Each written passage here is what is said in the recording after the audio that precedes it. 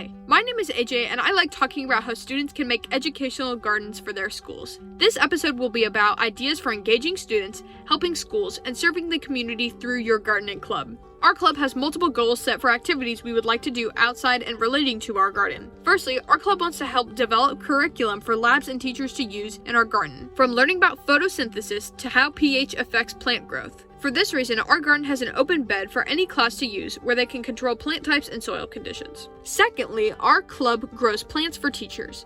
The club propagates plants and matches them to teachers based on their care requirements, even rooms with no windows. Thirdly, while we haven't done this yet, our club hopes to do service projects in the community in the future, as well as bring speakers to the school to talk about a variety of topics that students may be interested, from butterfly migration patterns to how to make plants flower better. As for getting members to join your club, the key is promotion. If your school has a club fair or orientation day, go set up a table, with the school's permission of course. Ask your school if they can promote your club on social media, and if you can, make social media for the club. Most importantly, have an established way of contacting the club. This is important for communicating with potential members, as well as talking to school staff and organizations in the community. In our next episode, we'll be talking about fundraising, budgeting, and saving money. Thanks for watching and happy gardening!